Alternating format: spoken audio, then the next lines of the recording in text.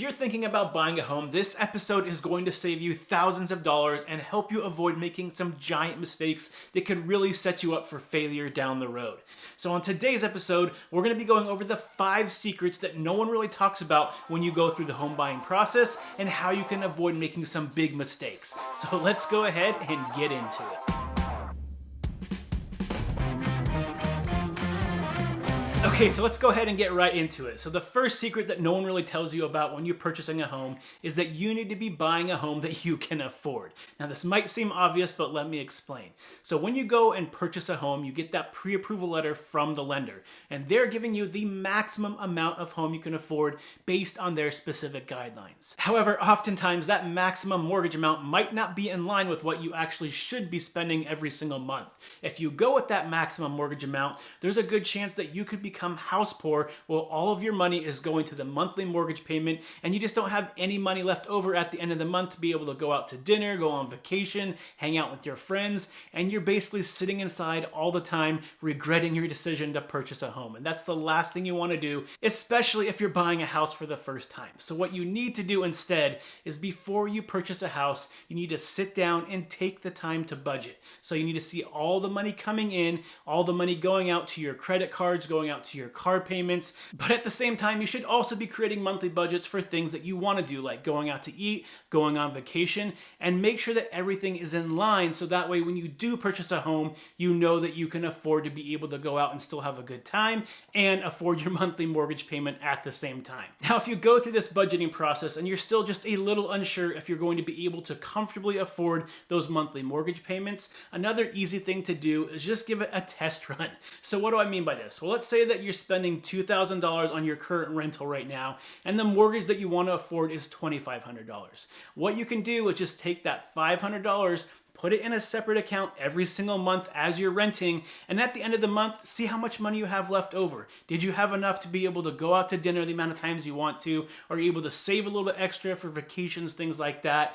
That will give you a very good idea very quickly if you're going to be able to afford that higher monthly payment. And if on the other hand, you're stressed at the end of every month by putting that extra $500 aside, it's probably a good sign that that monthly mortgage payment is not a good idea, and maybe it's time to put a halt on the home buying process unless you either increase your income, reduce your debt, or figure out a way in your budget to make it work. So the second secret that no one really talks about is that you need to make sure that you're paying attention to the school district when you're purchasing a home. When you buy a house in a great school district, it's not only going to help keep your home value more stable over the long run, it's going to be easier to sell, and you're going to be able to sell it for more when you decide to move locations. Now, even if you don't have kids, you're not planning on having kids, or you already had kids, they left, they're off to college, it's still extremely important to at least look at the school districts where you're planning on buying your home, because if you're in a good school district, your home value is going to stay more stable, and when you eventually go to sell it, it's going to be easier and a much faster process. So secret number 3 is that you don't need 20% down to purchase a home.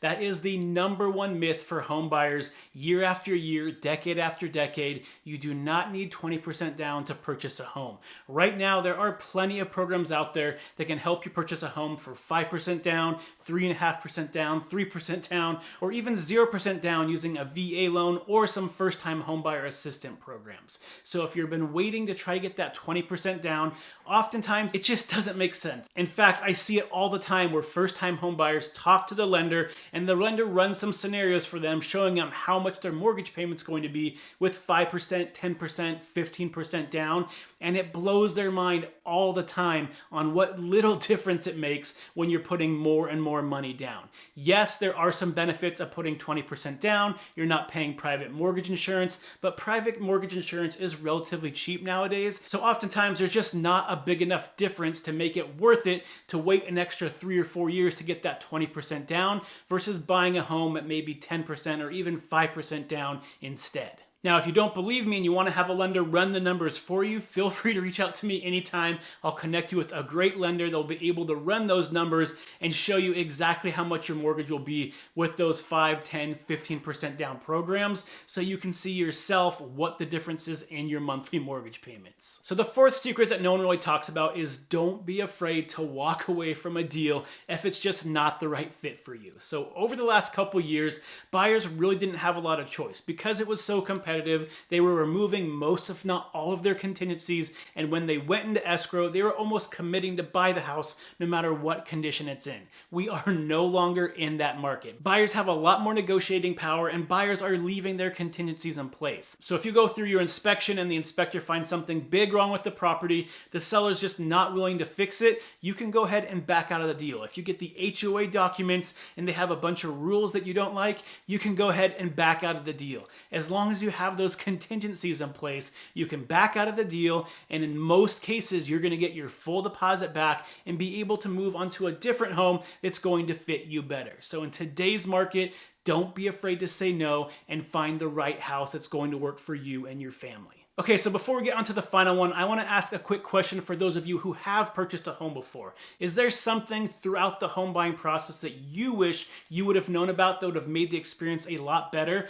If so, please leave it in the comment section below. That way you can hopefully help others that are buying their first home not make that same mistake. Okay, so the fifth, final, and probably most important thing to remember when you purchase a home is that when you buy a home, it is definitely going to be more expensive every single month than renting. You've probably heard it before from agents or somebody else: stop paying your landlord's mortgage and start paying your own. Well, in theory, yes, no one wants to pay someone else's mortgage, but when you look at reality, sometimes it just financially doesn't make sense for you to buy a house, and it makes sense for you to continue renting, at least for the time being.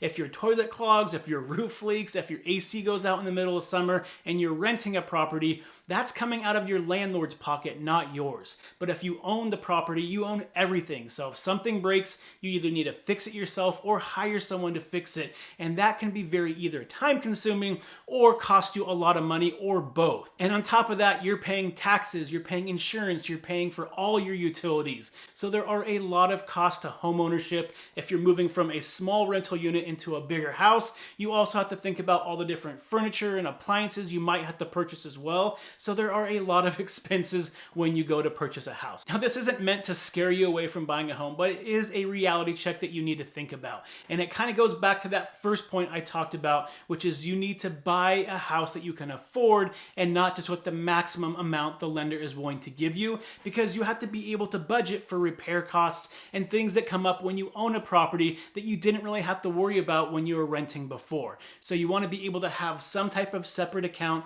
where you're saving some money every single month, so when those expenses do come up, you're not having to put it on a credit card and go into debt. And obviously there are plenty of financial advantages of purchasing a home as well, from appreciation to the tax advantages. However, that's a completely different episode, and I'm sure we'll get into that later. So make sure you hit that like and subscribe button if you want to make sure you stay on top of what's going on in the housing market. So those are the 5 things that you need to know about when you're purchasing a home that no one really talks about. So I hope you found this information useful, and I hope you gained a little bit of knowledge so when you go out and purchase a home, you'll feel like you're one step ahead of everybody else. Now, before I go, the last thing I have for you is that if you do know anybody that might find this information useful, can you please share it with them? I want to make sure that I'm informing as many home buyers as possible. That way we don't have anybody with buyer's remorse that purchases a home. So thanks again for tuning in today. Until next week, stay happy, stay healthy, and I'll see you on the next show.